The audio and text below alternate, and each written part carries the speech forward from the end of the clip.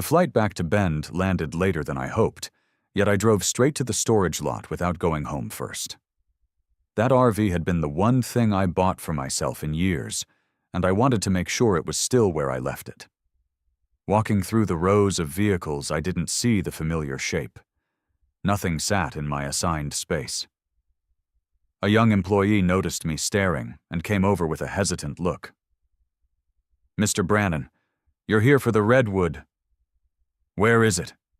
He shifted, almost whispering. "The owner picked it up a few weeks ago." A cold jolt ran through me. "I'm the owner. No one else has permission to touch it." He swallowed hard and pulled a folder from his desk. "We logged the release with the updated title. Maybe there was a mix-up." The copy slid across the counter. A new name sat on the document in plain print, Dylan Hart. For a moment I couldn't say anything. My daughter's husband had no claim to that RV. Not a cent of it came from him. I figured I should talk to the name on the original title. That amount of money could cover several months of rent in Bend. Dylan hadn't been improvising. He'd built a little business on something he didn't own. "Let me see the contract," I said. The man handed it over, adding, "I don't want trouble, just clarity. If I need to get my money back, I'll go that route." He left after a few minutes, unsure whether he should feel angry or embarrassed. Watching him walk away, a wave of disbelief edged in. Dylan had been collecting payments long before filing the forged ownership transfer. That meant he'd planned everything even earlier. Messages pinged on my phone as I drove to Angela's office. She welcomed me in without ceremony, sensing the urgency. "This came to my door," I said, placing the folder on her desk. Angela reviewed the papers quickly, then clicked through her computer to pull up the listing Dylan used. "Let's dig into the documents he uploaded. Platforms like this require VIN verification." She enlarged one of the forms. "Here." Her finger traced a faint irregularity in the VIN sequence. "See the last digit, it's been altered. A small edit, but enough to bypass a basic filter." "Why change the VIN?" "To match the fake title he created. Most platforms don't double-check beyond format." Her explanation pressed a new weight on everything I thought I understood. Each step Dylan took required effort. Nothing about it was accidental. Before Angela could open another file, my phone buzzed again. A new email appeared, unsigned, with a single line, "You don't know who Dylan owes." The message ended there. No threat, no request, just a warning. The sender's address looked scrambled, the kind of throwaway account used by people who don't want to be found. Angela leaned closer. "Who sent that?" "No idea." She frowned. "That's not random. Someone knows more about his dealings." The thought that Dylan might be tangled in debts or scams I'd never heard of forced me to pause. Had I ignored small signs because I wanted peace for Lena? Had I chosen silence when I should have questioned more? Those weren't comfortable questions, but they surfaced anyway. The phone rang before I finished processing the email. Lena's name lit the screen. Her voice trembled the moment she spoke. "Dad, what did you say to Dylan? He's really upset. He told me you're trying to tear us apart." "I'm not. He swears you're making up accusations because you never liked him. Mom's relatives heard something, and now they think you're losing it." She sounded caught between fear and frustration, unable to choose a side without betraying one of us. Dylan had always known how to frame a story, so he looked like the wounded party. "Lena, listen." She cut me off. "I can't handle all of this. Just stop for a bit, please." The call ended abruptly. A thought settled in maybe stepping back would protect her. Maybe the investigation would balloon into something so messy it would leave her stranded between two people she cared about. Pulling the complaint might spare her from unraveling the truth about the man she married. Angela watched my expression shift. "You're thinking of dropping the case. I don't want to make her life harder." Angela rested her palms on the desk. Michael, look at the pattern. He didn't just take your RV. He built lies around it, took money from strangers, altered documents, and dragged your name into the mess. Silence isn't kindness. It's fuel. He's counting on you to back down. Her tone wasn't harsh, just steady enough to keep me from sinking into indecision. Before I could answer, a new email arrived from the DMV caseworker assigned to my complaint. It contained an attachment with a brief note. Per your request, here is the scanned signature used in the transfer filing. Angela opened the file. My name appeared at the bottom of the document, but every curve looked mechanical, too smooth, too uniform, not written by hand. The signature I'd used my entire life had never looked like that. Angela zoomed in. This is a copy-paste job. He didn't even bother matching the pen pressure. Studying the forged signature didn't spark anger the way I expected. Just a dull understanding, an acknowledgement that Dylan believed no boundary existed unless he rewrote it himself. An email from my insurance company landed in my inbox early the next day. The subject line mentioned maintenance reimbursement. That alone set off alarms. Opening it revealed a claim filed by Dylan 2 weeks earlier, complete with fabricated invoices, staged repair notes, and a request for a sizable payout. The message ended with a notice that my entire policy had been frozen pending investigation. My phone rang before I finished reading. Dylan's name flashed on screen. "Why are you dragging my name through the mud?" he snapped the moment I answered. "You filed a claim on my RV, with forged paperwork. You're overreacting. The reimbursement was routine maintenance." "Routine maintenance doesn't require impersonating me," I said. He let out a sharp breath. "You're making this worse. If you don't withdraw whatever you sent to the police, I'll take this further. Don't test me." The call ended with a threat disguised as frustration. He didn't sound cornered. He sounded irritated that someone had finally stopped letting things slide. Lena showed up at my door that afternoon. Her hands fidgeted as she stepped into the living room. "Dad, Dylan told me what you're doing. This whole thing is getting out of control." "It's been out of control for a while, Lena." She shook her head.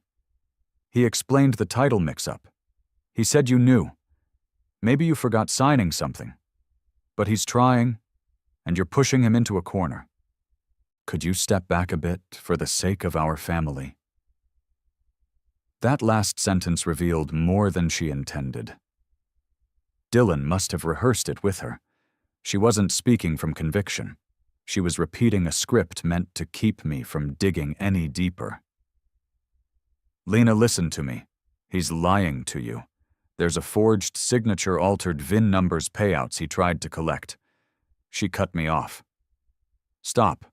You're talking like he's some criminal. Look at the evidence." "I can't do this right now," she whispered, before leaving as quickly as she came. Her confusion didn't anger me. It showed how well Dylan had shaped the narrative around himself. He always positioned his problems as burdens others forced him to carry.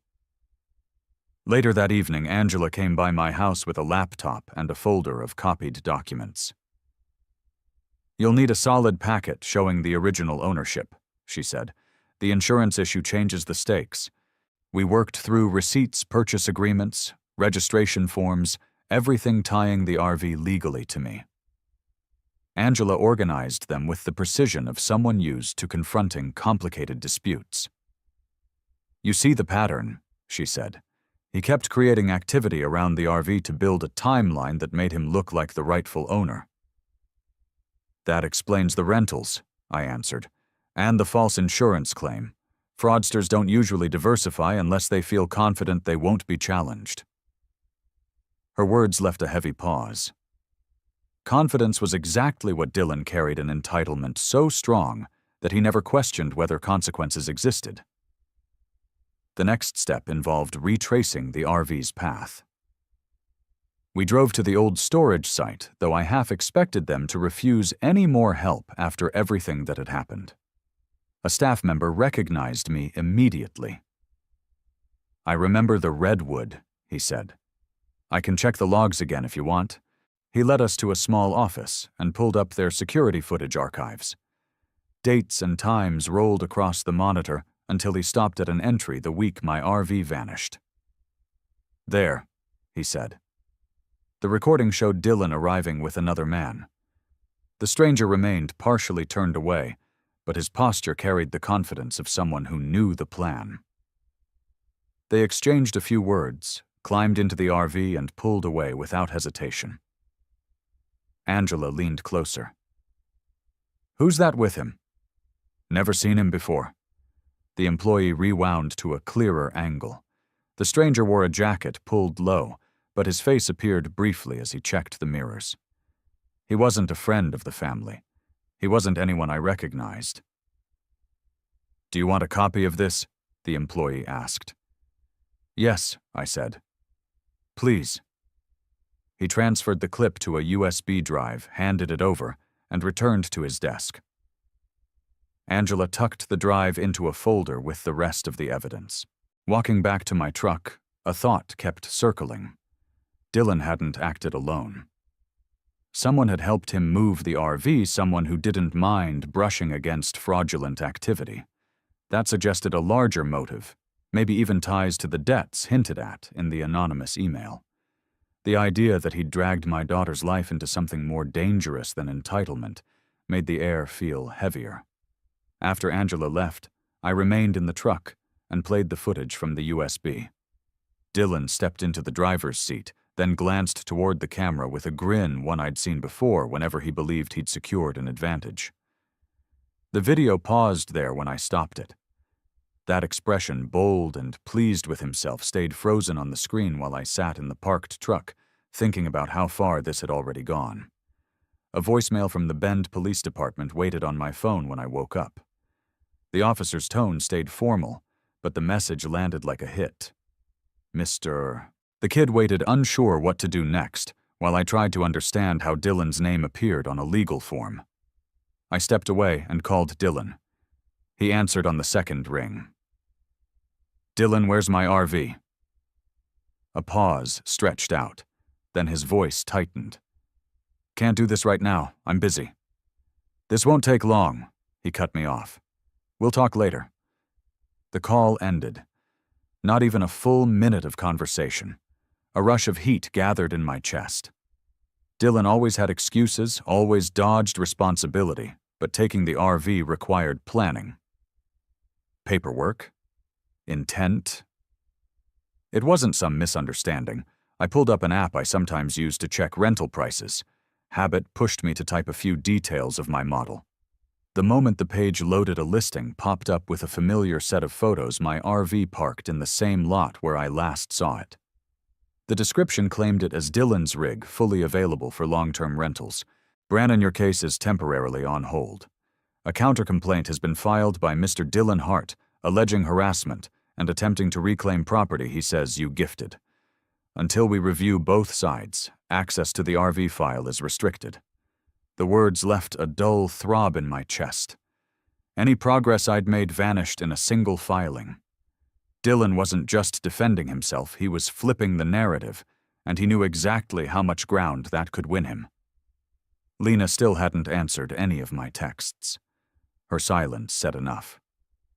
Dylan must have told her a version of the story where I was the aggressor, the father trying to break apart their marriage. Families in Bend talked fast, and the story must have traveled even faster. At work, a few co-workers watched me a bit too long, pretending not to. My supervisor, Mark, approached near the coffee machine. "Need a word, Mike," he said. We stepped into a small office.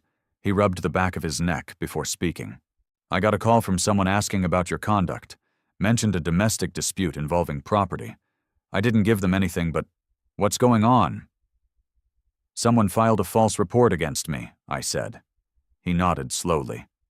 "You've always handled things straight. Just keep me updated. HR doesn't like surprises." Stepping back onto the floor felt heavier than usual. Mark didn't accuse me of anything, but the fact he needed to ask showed how far Dylan's version of events had traveled. By noon, tension had wrapped itself around my ribs.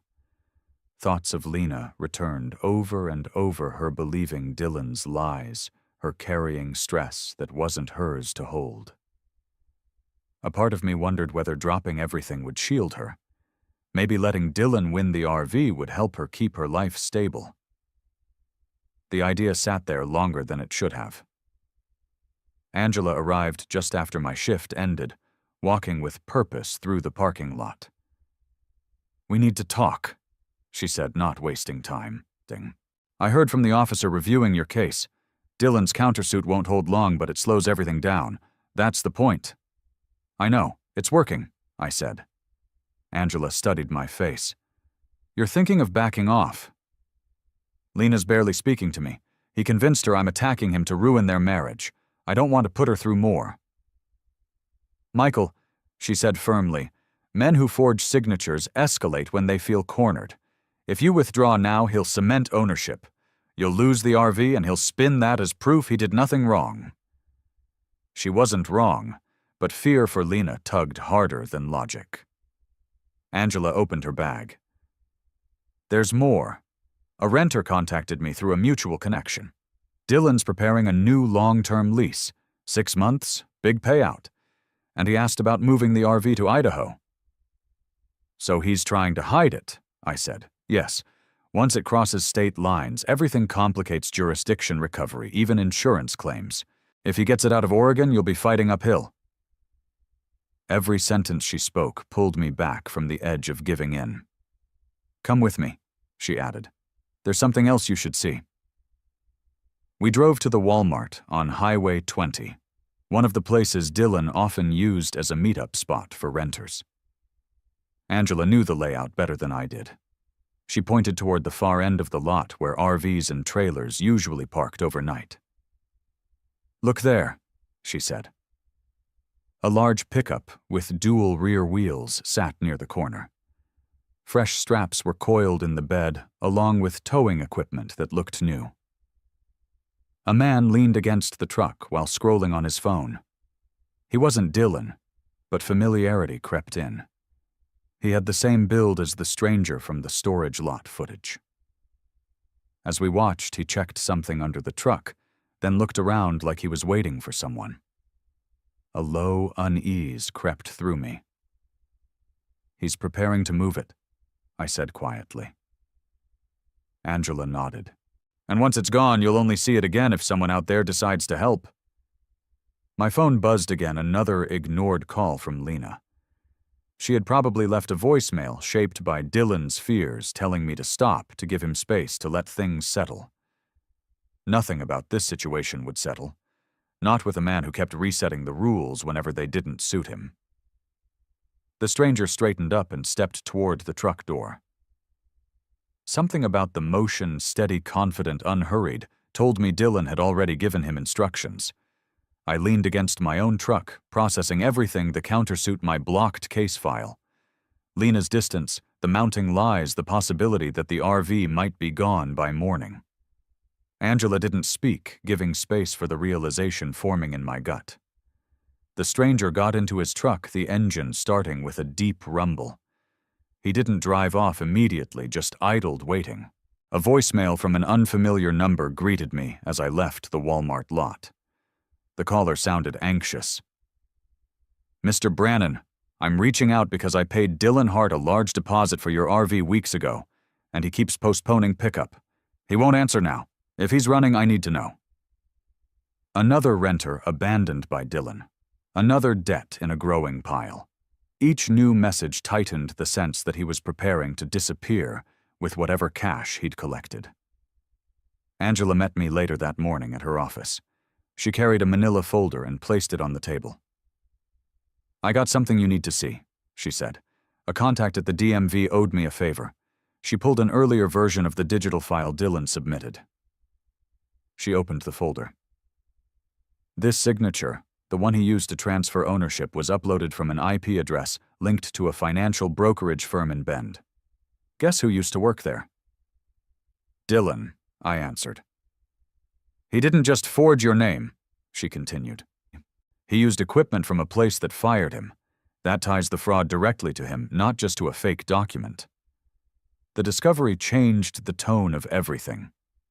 Instead of one forged signature, there was a trail leading back to Dylan's past mistakes, a pattern he never corrected. We drove to the police station to hand over the evidence.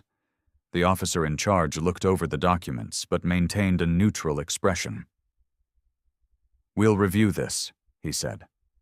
"However, Mr. Hart submitted a video earlier today. It depicts you shouting and approaching him in a way he found threatening. Until we clarify the context, we're asking both parties to keep distance. No contact with him or your daughter." The statement drained whatever air remained in the room. Angela spoke first. "What video?" "Mr. Hart claims it shows hostile behavior," the officer answered. My mouth dried. "Did he mention where it was recorded?" "He gave a general description. We'll verify." We stepped outside. Angela crossed her arms, thinking fast. "He's setting you up," she said. "That video needs to be examined." She made a call, speaking briefly to someone who specialized in image analysis. Within an hour, we arrived at a small office near downtown. The analyst, a middle-aged man with a calm voice, loaded the video onto his monitor. The footage showed me in my driveway weeks earlier, speaking firmly to Dylan about a late payment he owed Lena. The audio had been altered. My sentences had gaps, and Dylan's responses were nearly muted, making it appear as if I was lecturing him unprovoked. The analyst leaned forward. "See this reflection here?" A sliver of metal gleamed near the edge of the frame. "That's a license plate," he continued. "Let me enhance it." Pixels sharpened gradually until several numbers became recognizable. Angela's eyes widened first. "That's your RV's plate." The analyst nodded. "This video was recorded while he was using the vehicle, not on neutral ground. He staged this." A small current of relief cut through me, proof supporting what I had been saying for weeks. Still, the pressure of the police restriction lingered. Without the full picture, they were hesitant to take sides. Angela placed a hand on my shoulder. "This is real evidence, hard to dispute. We take this straight to the officer." Before heading out, my phone buzzed again. Another voicemail. This one from the renter who had called earlier. "Mr. Brannon Dillon moved up our meeting. He says he can deliver the RV today at the Elk Lake turnout. Something feels off. Thought you should know." The timing hit hard. Dillon must have sensed the investigation tightening around him. Moving the RV sooner meant fewer eyes, fewer obstacles, fewer chances for me to intercept whatever he planned. "We need to go," I said. Angela gathered the files. "Let's bring the analyst's report and the DMV IP record. The officer will want both." But the officer wasn't available. He'd been called to another case, and the desk sergeant wouldn't accept additional evidence without verifying the chain of custody. Procedures stood between me and urgent action. "We don't have hours," Angela whispered as we left. "If he's meeting someone today, he'll try to hand the RV off for good." A sense of momentum carried me toward the truck. Not panic, just clarity. Dillon had accelerated the timeline, and the window to stop him shrank with every minute. Angela paused by the passenger door. "I'll text the analyst to prepare a formal statement. Go. I'll meet you with the papers." I nodded and climbed into the driver's seat. The engine rumbled to life. My phone vibrated again, another renter asking if the RV was still arriving early. Traffic moved slowly on the stretch leading out of Bend. My hands tightened around the wheel as I checked the message for the exact meeting point, a turnout near Elk Lake, not far from the trailheads. The truck rolled forward, picking up speed. Scrolling down revealed a packed calendar week after week, blocked out, already rented. Someone had been making money on it for months while I was traveling for work, believing everything at home stayed steady. My thumb hovered over the contact button for the listing. A dozen questions churned: how he got the title, who helped him, why Lena never mentioned anything, but none of them settled into words. More bookings appeared as I scrolled each confirmation. Another blow, another reminder that this wasn't an error or a clerk's oversight. The employee approached again. "Sir, do you want to file a report with us?" "Not yet," I said, though the words came out flat. The app refreshed on its own. A new reservation flashed across the screen, followed by another offer Dylan must have approved only minutes ago, renting out what he didn't buy, what he had no right to claim. A man walked through the gate behind me, keys jingling as he passed. No certainty waited ahead, just the sense that Dylan was already setting the stage for whatever came next. Cars lined the turnout near Elk Lake, but the RV stood out the moment I pulled in. Dylan hovered beside it, checking his phone and pacing with quick steps. A man waited a few feet away, holding a clipboard, likely the renter he planned to hand the RV off to before disappearing. He didn't notice me until I stepped out of the truck. "Are you kidding me?" Dylan barked, marching toward me. "You don't back off and you show up here? Fine. You want a scene? I'll give you one." "I'm not here to fight," I said. "You're not getting this RV again, ever. Walk away or lose the last chance you've got." The threat rolled out sharp and eager, like he'd been rehearsing it. He wasn't acting cornered. He was acting triumphant, convinced he had won. I raised my phone and pressed record. The gesture stopped him mid-stride. He squared his shoulders. "Put that down," he snapped. "You don't have permission." "I'm documenting what happens next," I said. His face twisted. "You're ruining everything. You're ruining Lena's life, you're ruining mine. You'll regret." A police cruiser turned into the lot, cutting off his rant. Dylan froze, eyes darting between my phone and the approaching officer. Another cruiser followed. The renter stepped back, unsure whether to leave or wait. I moved several steps away to give the officers space. Dylan tried to intercept one of them. "Officer, thank God you're here," he said, voice shifting into wounded calm. "He's stalking me. He keeps showing up trying to take back a gift.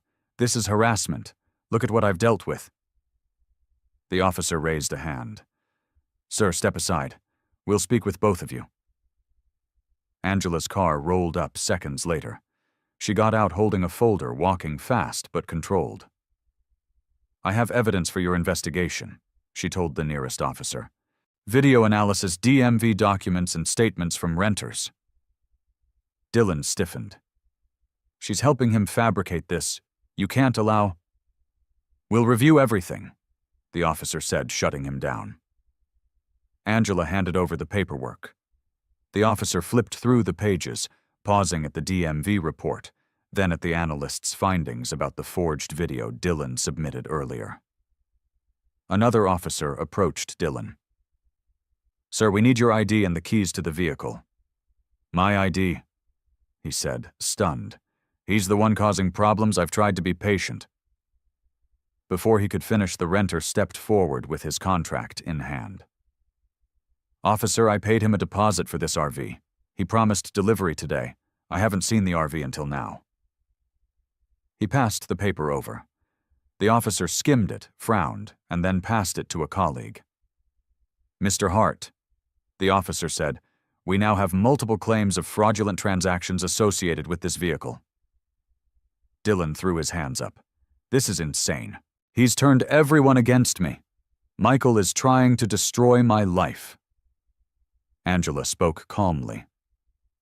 "Your own video places you in the RV while claiming you never had possession. That reflection shows the license plate. The timestamp matches the DMV record." Dylan glared at her, then at me. "You did this? You think you're teaching me some lesson? You think you're helping Lena?" His voice cracked, not with remorse, rage powered by entitlement slipping from his grasp. The officer stepped behind him. "Mr. Hart, turn around. You're being detained for suspected fraud, forgery, and theft." "What? No, this isn't. Turn around, the officer repeated. Dylan's hands shook as he obeyed. Cuffs clicked around his wrists. He turned his head, looking at me like he still expected me to save him from the consequences he built. The renter exhaled hard. Glad someone finally stopped him.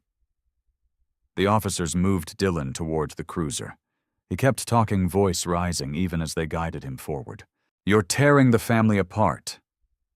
Michael, remember that. This is on you. The door shut, cutting him off. A third officer approached me. Mr. Brannon, we'll need a statement, but based on what we've reviewed, it appears you were the victim here. The vehicle will be impounded temporarily for evidence processing, then returned to you. I nodded. Words didn't come easily, not with adrenaline still humming in my chest. Angela placed a hand on my arm. It's moving in the direction it should. The rental client hovered a few steps away. If you need my statement too, I'll give it. Thank you, I said. Officers began photographing the RV and discussing procedure. The cruiser lights pulsed across the lot, catching the edges of metal and gravel. One of the officers climbed into the RV to secure it for towing. I stood beside my truck, watching, as the tow unit positioned itself to haul the RV toward the evidence yard. The rhythm of police radios carried across the turnout, steady, indifferent, procedural. The RV lifted slightly as the tow rig tightened its straps. I didn't move. I didn't speak. I just watched the vehicle ease forward, leaving the spot where Dylan nearly closed his final escape. The courthouse in Deschutes County felt more crowded than usual the morning Dylan's hearing took place. Attorneys murmured to their clients, clerks shuffled paperwork from table to table, and the sound carried just enough tension to remind everyone why they were there. Dylan sat at the defense table with a public defender beside him. His expression shifted between anger and disbelief, as though the charges, 3 counts of financial fraud, forged documents, and unlawful possession of property were inconveniences rather than crimes. Lena entered a moment later with her own attorney. Her eyes met mine briefly. Something in her face had changed since Elk Lake, not fear, not confusion, but the sober understanding that truth doesn't stay hidden forever. She took her seat several rows back away from Dylan. The judge reviewed the evidence, slowly giving each document its moment. The altered VIN report. The forged signature traced to the brokerage firm Dylan once worked for. The video analysis showing he manipulated the recordings. Statements from renters who had handed him deposits he never intended to honor. Footage of him driving the RV away weeks before, claiming he didn't have access to it. Lena's hands tightened around the files she brought. She leaned toward her attorney and whispered something, then settled again as the prosecutor continued outlining Dylan's actions. He glanced back at me several times, as if expecting some gesture of pity or negotiation. None came. Distance had become the only boundary that made sense. The judge spoke clearly. Mr. Hart, the evidence demonstrates a deliberate pattern of deception. This court finds you guilty on all counts. A hush spread across the room. Dylan stiffened and shook his head. This is ridiculous, he muttered. Michael set this up. He wanted to ruin me. The judge raised a hand. Enough. You will have your chance to speak at sentencing, but this case presents overwhelming proof of your actions. Personal conflicts do not excuse criminal behavior. Lena's eyes lowered. Her shoulders sagged as if some final thread had snapped. She'd held on to denial for months. Now the veil had lifted. She saw the marriage for what it had become, a series of manipulations dressed as devotion. Sentencing was direct several years in federal custody restitution to multiple victims, and a permanent restriction barring him from accessing any property belonging to me or Lena. When the bailiff escorted him towards the side door, Dylan turned his head. This isn't over, he hissed. I didn't respond. The courtroom had no more space for his stories. After the hearing, Lena approached cautiously. She didn't try to defend him. She didn't apologize either. She just spoke with a tired honesty. Dad, I didn't know everything he'd been doing. I thought you were pushing him too hard. I was wrong. You saw what you needed to, I said. Her voice wavered. I've already filed for divorce. I'm taking some time away from Bend. I need to figure out how I let it get this far. I nodded. No lecture, no analysis. She deserved room to reclaim her own judgment. Angela joined us near the exit. You handled this with more restraint than most people I know, she said. Now you can breathe. I'm working on it. She offered a small smile. Start by taking care of yourself. Long cases take a toll even when you win. The weeks that followed returned me to a quieter routine. I went back to the power plant, cut a few shifts, and kept evenings open. On weekends, I took short drives around the Cascade Range, no major destinations, just distance from the edges of what had happened. The RV returned after its final inspection. It looked the same from the outside, yet touching the door handle carried a different feeling. Not pride, not anger. More like reclaiming something I never should have lost. Angela emailed me a link to a maintenance workshop in town.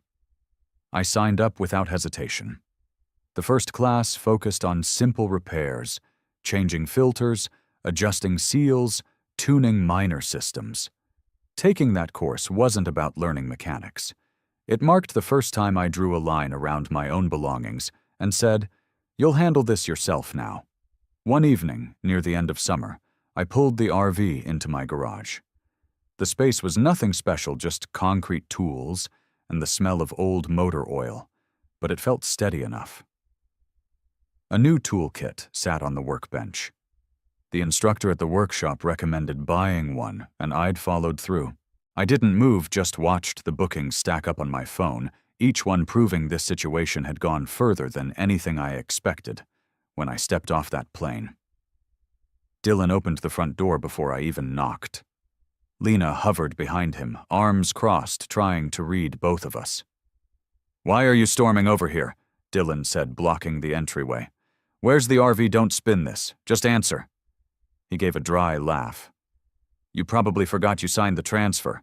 We talked about it months ago. You must have slipped." Lena's gaze shifted. "Dad, did you maybe sign something without noticing?" Dylan said, "No." The word left with more force than I intended. "I didn't sign anything. And he knows that." Dylan stepped forward. "You're confused. It happens. Let's sit down and clear this up." "Not with you twisting every sentence," I said. Lena touched Dylan's arm. "Maybe we should slow down." He kept his voice low, but irritation leaked through. I opened the box and checked each wrench and driver. My hand settled around the ratchet handle, testing its weight. Something about that simple motion grounded me in a way I hadn't expected. No declarations surfaced, no grand reflection. Just the steady awareness that life had returned to a pace I could claim as my own. I tightened one of the panel screws near the entry door, listened to the click of the tool, and reached for the next piece. "Michael, you're making a mess out of nothing." The room tightened around us. Lena's uncertainty. Dylan's practiced confidence, the sense that some line I never knew existed had already been crossed. No explanation from him would repair what I had seen at the storage lot. "I'll handle this myself," I said, turning toward the door. Lena called after me. "Dad, please don't blow this up. We can figure it out." Her voice trembled, yet even that didn't shake Dylan's calm mask. His hand slipped around her waist like he was sealing his version of the truth into place. The drive to the DMV didn't untangle anything. A clerk reviewed the records while typing briskly. After a few minutes, she handed me a stack of printed documents. "Everything was submitted correctly," she said. We validated the signature and processed the transfer. A glance at the page hit hard. My name appeared on the signature line, but the strokes looked stiff and too clean. The clerk leaned in. See this portion, it's slightly pixelated compared to the rest. That usually means it was dropped in from another file. So it's fake. She lowered her voice. I can't label it that. What I can say is the original signature didn't come through our standard channels. Someone walked past and paused. A familiar voice followed. Is that you, Michael? Angela Ruiz stood by the service counter holding a folder. We hadn't spoken in years, but her expression told me she caught enough of that conversation to understand trouble was brewing. Her tone stayed measured. You dealing with a title problem? Something like that, I said. Angela waited until the clerk stepped away. I overheard a bit. You didn't sign that transfer, did you? No. She exhaled slowly. Then this isn't a family disagreement. This is structured. He planned it. The directness stung, not because it was harsh, but because it felt true. Angela had always been blunt. Maybe that's why her words landed harder than I expected. She motioned toward a seating area. You should ask them to freeze any future changes. Otherwise, he'll keep moving things around. Folks who fake paperwork rarely stop at one form. Before answering, my phone buzzed. A rental inquiry popped up from a stranger, a question about maintenance fees and scheduling. Dylan's listing had been active long enough that people assumed I managed the bookings. Angela noticed my reaction. More rental stuff. Yes, I said. He's been doing this for a while. She opened her folder. Listen, the sooner you create a paper trail, the better. Don't wait for him to trip himself up. People like that survive on hesitation. Those words echoed something my father once said. A man who won't draw a line will watch others draw one for him. I hadn't thought of that in years. The clerk returned. If you want to block future title activity, you'll need to sign this request. It's temporary, but it stops transfers while an investigation begins. Angela nudged the form toward me. Do it. Otherwise, he'll sell it out from under you. The pen felt heavier than it should. Not from the act of signing, but from everything that followed lawyers' arguments, the possibility of dragging Lena through a conflict she wasn't ready to face. Dylan had created a maze, and he counted on me walking away to keep the peace. The form needed only a signature and a date. My hand hesitated before touching the paper. Angela waited without pressuring, giving room for the decision. Signing meant admitting this wasn't a misunderstanding. It meant acknowledging that someone in my family believed he could take from me without consequence. The clerk cleared her throat softly. Whenever you're ready, sir. The pen met the page. The final stroke settled, and the clerk took the form back for processing. As she walked it toward her supervisor's desk, another notification lit up my phone, another renter asking when my RV would be available. I stayed at the counter watching the clerk deliver the paperwork, trying to understand how a simple signature became the only way to keep Dylan from moving further than he already had. A man I'd never seen before stood on my porch early the next morning, holding a thick folder and looking as though he'd rehearsed what he wanted to say. Are you Michael Brannon? Yes. He exhaled with relief. Good. I've been trying to sort out something with your son-in-law. The contract he gave me doesn't look right, and the title lists this address. A stack of printed emails, deposit receipts, and a rental agreement with Dylan's signature appeared when he opened the folder. The deposit alone was a few $1,000s paid up front. I've been waiting for your RV for 2 weeks, he continued.